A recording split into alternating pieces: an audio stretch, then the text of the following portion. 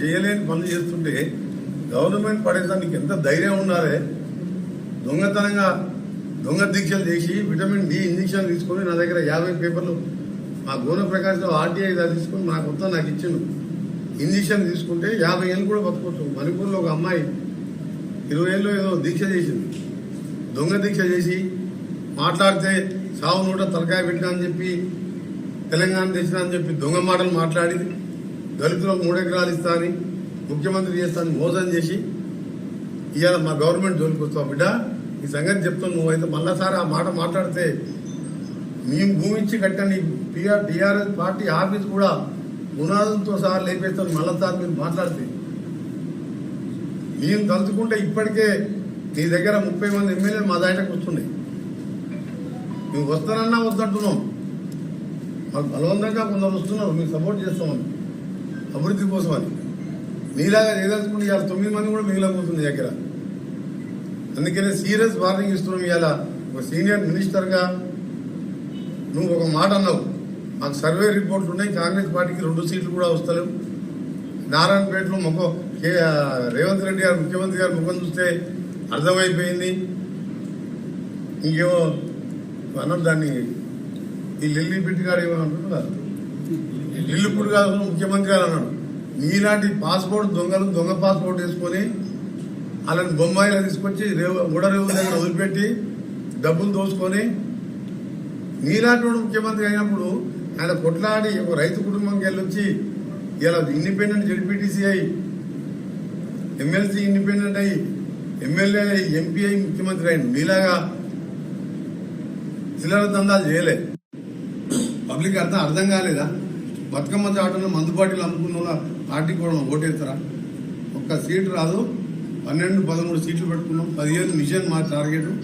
12-13 సీట్లతో పార్లమెంట్లో గెలుస్తున్నాం. ఆ తర్వాత 3 నెలలు బీఆర్ఎస్ పార్టీ దుకాణం బంద్ అవుతుంది, ఆ పార్టీ ఉండదని చెప్పి నేను ఖచ్చితంగా చెప్తున్నా. ఆయన అట్లా మాట్లాడుతుంది కాబట్టి వాళ్ళు ఏం కుట్రలు చేస్తున్నా మాకు తెలిసిపోద్ది. దానికి డబల్ కుట్రలు చేస్తాం. కుట్రలు చేయము. మేము చేసే పనులు చూసే వస్తారు వాళ్ళు. నీ పార్టీని బొంద పెట్టేది ఖాయం. నువ్వు చూసుకొని నువ్వు రేపటికెళ్ళి కోమటిరెడ్డి వెంకరెడ్డి ఏందో తెలుస్తుంది. నువ్వు మాట్లాడినావు కదా మాటలు. నల్గొండను ముంచి మా ఏ మార్కు నీళ్ళు రాకుండా కనీసం లైనింగ్ చేయకుండా ఇంకా ముఖం లేకుండా మాట్లాడుతున్నాం. మన సూర్యాంపేటకు వచ్చింది, అంతకుముందు నల్గొండకు వచ్చింది, ముషంపల్లికి పోయింది. 10 ఏళ్ళ కింద వాళ్ళ ఆయన ముషంపల్లి 10 సార్లు వస్తాను. పదవికి ఇంట్లో కూర్చొని ఏడ్చుకుంటా ఆ కొడుకుని పంపించింది ముఖం లేక. సొరంగం పూర్తి చేస్తే ఇయ్యాలా బ్రహ్మాండంగా ఉంటుండే మా జిల్లా. అందుకనే మీ అందరి ద్వారా ఒకటే కేసీఆర్ చెప్పదలుచుకున్నాం. దాని కిందనే మళ్ళీ ఆయన కూడా ఇచ్చాడు. రేవంత్ ఖచ్చితంగా బీజేపీకి పోతాడు.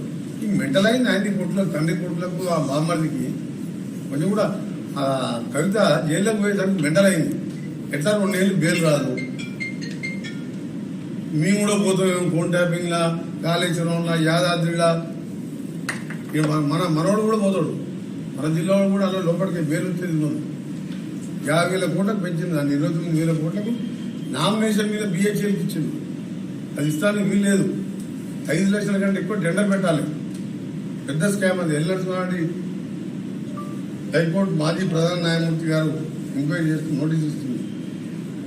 అందుకనే చెప్తున్నాం, కాంగ్రెస్ పార్టీ గురించి మాట్లాడినా మరొకసారి మర్యాద దక్కదని చెప్పి మేము తలుచుకుంటే నీ దగ్గర అయ్యాల 7-8 మంది ఎంపీలకు పోయి సగం మంది మా దానికి సగం బీజేపీలకు పోయి ఎంపీ టికెట్ వేసుకుంది. నీ క్యాండిడేట్లకే దిక్కు లేదు. ఆయన కంట సీట్లు వస్తాయంటే మాకు 1-2 వస్తాయండి. నవ్వొస్తుంది పొద్దున ఆయన స్టేట్మెంట్ చూస్తుంది. ఇంకనే మరొకసారి కేసీఆర్ గారికి చెప్తున్నాం, నీ బిడ్డను పేరు తెచ్చుకుని ఉపాయం చేసి ఈలో నువ్వు నీ కొడుకు చేయకపోతే మా ముఖ్యమంత్రి గారు చెప్పినట్టు డబుల్ బెడ్రూమ్ అనుకున్నాం. ఒకటి చెల్లపల్లి జైల్లో కడదామంటే అది సరిపోనట్టుంది. ఎందుకంటే ఈ రావులందరూ పోతట్టుంది. ప్రభాకర్ రావు నుంచి మొదలు పెడితే తారక రామరావనాక ఎన్ని డబుల్ బెడ్రూమ్ కట్టాలి, చెల్లపల్లి కొన్ని కట్టాలి, చెంచల్గూడలు కొన్ని కట్టాలి. చేసిన మోసాలకు ఖాళీగా మళ్ళీ కాంగ్రెస్ పార్టీ గురించి మాట చెప్తే మర్యాద దక్కదని చెప్పి సీరియస్గా వార్నింగ్ ఇస్తున్నాం. నువ్వు అనుకుంటున్నావు ఇట్లా కాంగ్రెస్ వాళ్ళు మర్యాదగా మాట్లాడుతున్నావు అనుకుంటున్నాను. నువ్వు నిన్న మొన్నదాకా బచ్చగాడు మాట్లాడితే ఏమో అనుకున్నావు. నిన్న నువ్వు ఎప్పుడైతే మాట్లాడినావో రేపటికెళ్ళి నిన్ను వెంటాడతాం, నువ్వు వేటాడతాం, నువ్వు కట్టె పట్టుకొని నువ్వే అన్నావు కదా మౌనం వెంటాడతామని. మాకు కట్టె పట్టుకునే లేదు, మీకు గట్టిగా ఉన్నావు. నువ్వు ముసలాయన కట్టె పట్టుకొని వేటాడలేదు, వెంటాడలేదు. నీ దుకాణంగా బంద్ అయింది. అందుకని మరొకసారి తీవ్రంగా ఖండిస్తున్నాం. ఇలాంటి మాటలు ప్రజాస్వామ్యంలో మంచి పద్ధతి కాదు. ప్రజలు ఎన్నుకున్న ప్రభుత్వాన్ని ఏడాదిలో పోతుందని జోస్యాలు చెప్పడం, ఆ రోజు కూడా చంద్రబాబు నాయుడు ఏమన్నా ఎన్టీఆర్ దించిన దాంట్లో ఈయన కూడా పాత్ర ఉన్నదన్న. అవన్నీ ఇక్కడ నడవదు. కాంగ్రెస్ పార్టీ కార్యకర్తలు దెబ్బలు తెలియదు. 10 ఏళ్ళు పోలీసు చూపించాను. ఇలా మా కార్యకర్తలు ఉరికించుకోవడం మిమ్మల్ని కొడతాం. జాగ్రత్త.